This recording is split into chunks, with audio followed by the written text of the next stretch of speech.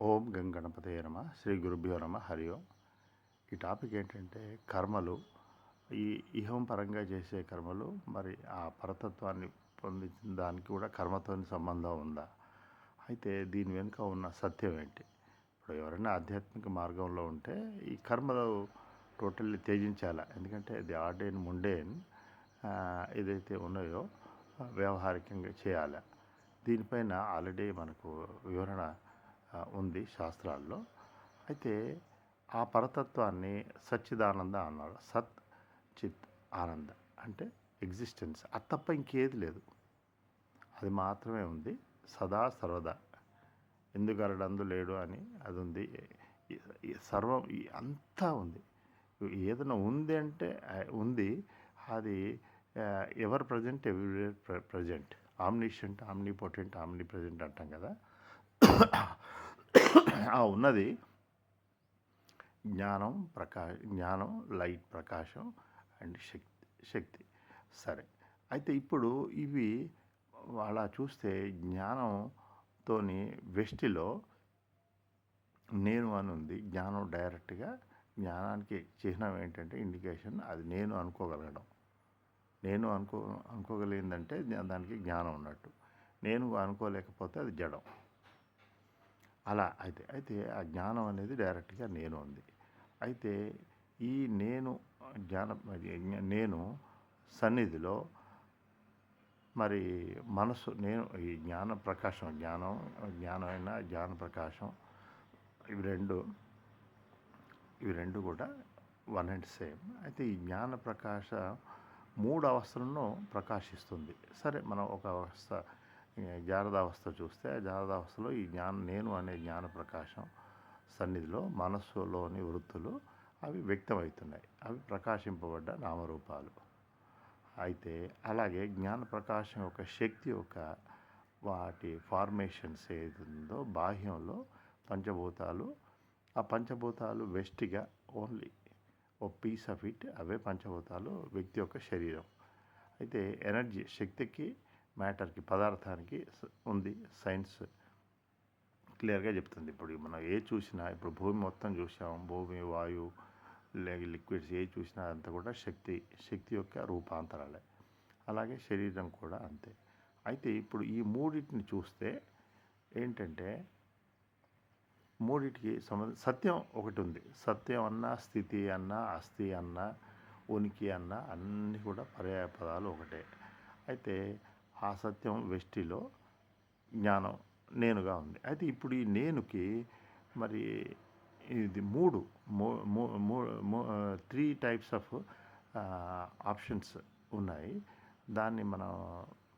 దాని ప్రకారం వ్యావహారిక సత్యం, ప్రాతిభాసిక సత్యం, పారమార్థిక సత్యం అని. పారమార్థిక సత్యం ఏంటంటే అబ్సల్యూట్ రియాలిటీ.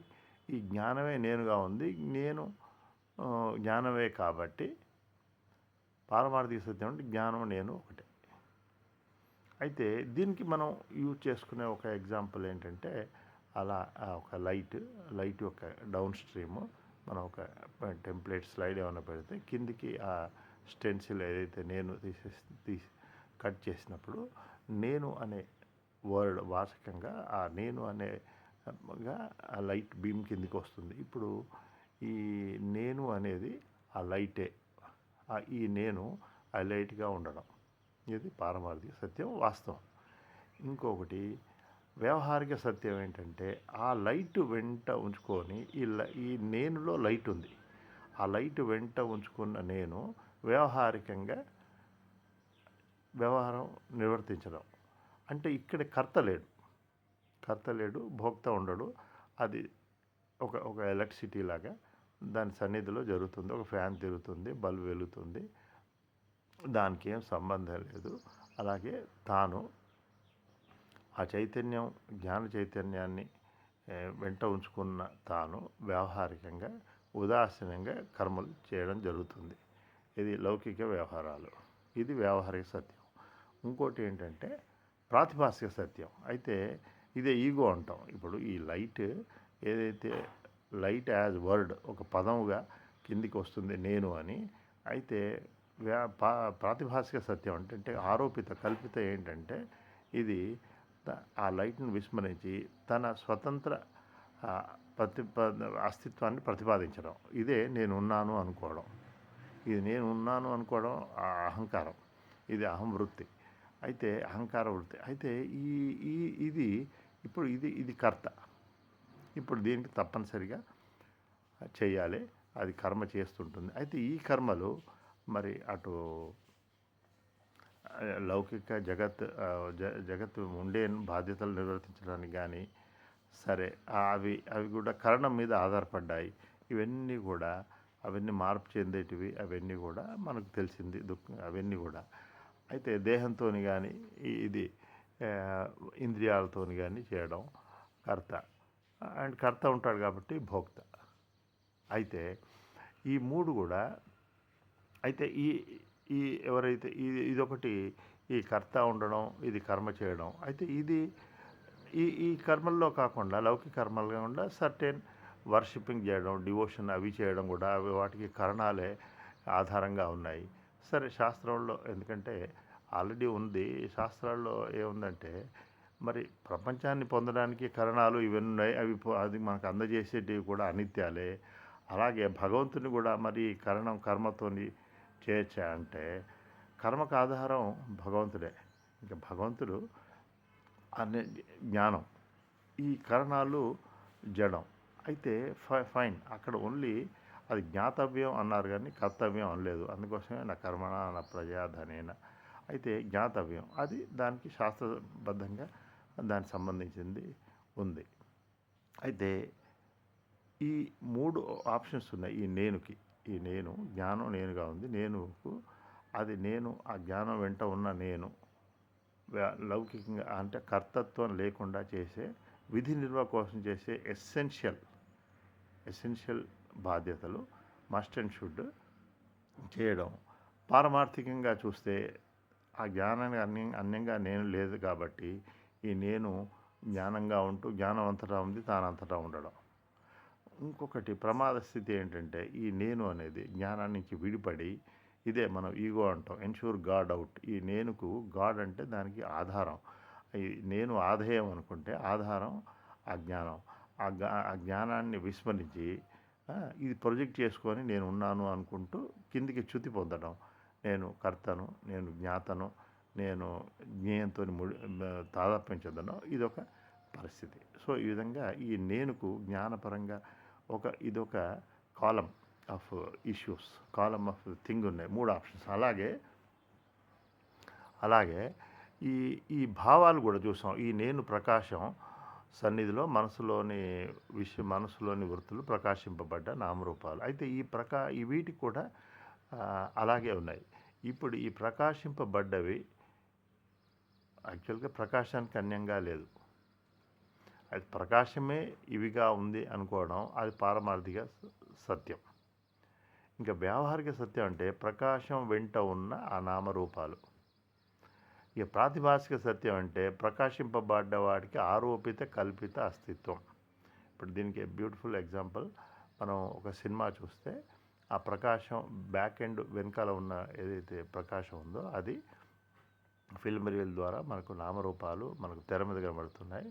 అయితే ఆ నామరూపాలు ఏవైతే ప్రకాశింపబడ్డాయో అవి ఎప్పుడు మనకు అవి లైట్గానే చూసాము, ప్రకాశంగా అసలు అవి మనకు గోచరించవు. అయితే ప్రకాశం వెంట చూసినప్పుడు అవి మనల్ని ఎక్కువ ప్రభావితం చేయవు. హీరో కూడా లైటే, ఎవ్రీథింగ్ అక్కడ కనిపించేటివన్నీ లైటే.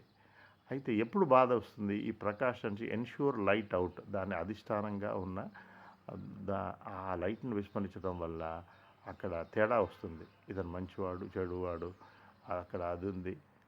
అక్కడ ప్రకాశింపబడ్డ దొంగ ఉన్నాడు, ఆభరణాలు ఉన్నాయి, దొంగలు ఏదైతే పోగొట్టుకున్నవాడు ఉన్నాడు, పోలీసు ఉన్నాడు, యజమాని, అవన్నీ కూడా మనకు అన్ని భేదంగా గోచరిస్తాయి. అయితే అవి బాధకు అప్పుడు మనకు చాయిస్ ఉంటుంది. ఇది మంచి పర్సను, అతను చెడు పర్సను, ఇది ఇక్కడ ప్రకాశమే బంగారంగా ఉంది, ప్రకాశమే మట్టిగా ఉంది. అయితే ఎవ్రీథింగ్ అప్పుడు ప్రకాశాన్ని విస్మరించడం వల్ల, ప్రకాశింపబడ్డ వాటికి అస్తిత్వం కల్పించడం వల్ల అవి మనకు చాయిస్ ఏర్పడుతుంది. భేదం వచ్చేసింది. ఆ భేదం వల్ల అవి పొందాలి, వద్దు, కావాలి, వద్దు. వాటి వల్ల మళ్ళీ తనకి కావాల్సినవి ఉంటే సంతోషం, కావాల్సినవి లేకుంటే బాధ. ఏది వద్దో అవి లేకుంటే మంచి సుఖం. ఏది వద్దో అవి ఉంటే బాధ. ఈ విధంగా ఈ విచికిత్స యాక్చువల్గా. అయితే ఈ ఏదైతే 3 ఫ్యాసెట్స్ జ్ఞానపరంగా చూసామో, ఇప్పుడు ప్రకాశపరంగా చూసాము. అలాగే శక్తిపరంగా చూస్తే శక్తి యొక్క రూపాంతరాలు ఇది ఆకాశం, వాయువు, అగ్ని, జలం, పృథ్వీ. అయితే ఇప్పుడు పృథ్వీని శక్తిపరంగా చూస్తే మనకు బాధ లేదు. అంటే శక్తి వెంట ఉన్న పృథ్వీలో అనేక రకమైన మూలకాలు, ఎలిమెంట్స్ ఉన్నాయి. అయితే పృథ్వీ వెంట ఉంచుకున్న ఈ మూలకాలు, శక్తి వెంట ఉంచుకున్న పృథ్వీ తత్వం, అది పారమార్థిక సత్యం. ఇంకా వ్యావహారిక సత్యం అంటే మనం శక్తి వెంట ఉంచుకున్నది మట్టి, బంగారం ఉంది. శక్తి వెంట ఉన్నాయి. అవి మనకేమి బాధ లేదు. మట్టిని చూసినా శక్తే, బంగారం చూసినా శక్తే, బొగ్గును చూసినా అంతే, డైమండ్ చూసినా అంతే. ఇదే సమలోష్టాశ్మ కాంచన అని భగవద్గీతలో కూడా ఉంది. అయితే ప్రాతిభాసిక సత్యం ఏంటంటే శక్తిని విస్మరించడం వల్ల ఈ మ్యాటర్, పదార్థాలు, వేరే మూలకాలు, ఎలిమెంట్స్ అవి భిన్నంగా గోచరిస్తాయి. భేదంగా ఉన్నప్పుడు మనకు ఛాయిస్ ఏర్పడుతుంది. ఇది మట్టి, బంగారం, వాటిని మనం శక్తించి వాటిని విడగొట్టాం. ఇప్పుడు వీటికి తేడా కనిపించింది. శక్తి వెంట ఉంటే తేడా లేదు. మనకు అది ఇప్పుడు లైక్స్ అండ్ డిస్లైక్స్ ఏర్పడ్డాయి. ఈ లైక్స్ అండ్ డిస్లైక్స్ వల్ల ఏదైతే మనం లైక్ చేసామో, బంగారం ఉంటే సుఖం, బంగారం లేకుంటే దుఃఖం. అలాగే మట్టి వద్దు మనకు, మట్టి ఉంటే బాధ, మట్టి లేకుంటే సుఖం.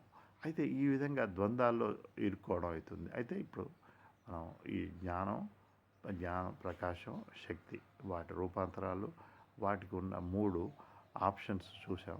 అయితే ఇదే త్రిపుటి అంటాం. ఇప్పుడు ఇది దీనివల్ల ఏమవుతుందంటే ఈ ప్రాతిభాసికత జ్ఞానపరంగా అయింది. ప్రాతిభాసికంగా ఇది బాధితుడు. ప్రాతిభాసిక భావాలు, ఆరోపించిన భావాలు బాధిస్తున్నాయి. ప్రాతిభాసిక శక్తి రూపాంతరాలు అవి బాధిస్తున్నాయి. ఇక్కడ బాధితుడు ప్రాతిభాసిక జ్ఞానం, ఏదైతే ప్రాతిభాసిక భావాలు ఒక బాధ పెట్టేవి సూక్ష్మంగా, ప్రాతిభాసిక స్థూల భూతాలు, స్థూల శరీరం అనండి, ఏదైనా అవన్నీ బాధ గురించేది. దీని నుంచి మనకు విడిపడాలంటే మనం ప్రాతిభాసికం నుంచి వ్యావహారికంగా ఎదగాలి. వ్యావహారిక నుంచి పారమార్థికంగా. ఈ అసెన్షన్ ఇది గురించే శాస్త్రంలో ఉంది. దీన్ని ఓన్లీ లాజికల్గా గుర్తించి వివేకంతో ఆ స్థితిని పొందినప్పుడు ఆ నిశ్చింత, జీవుడికి ఓకే ఇది సాధ్యం. ఎందుకంటే వివేకంతోనే ఇది సాధ్యం.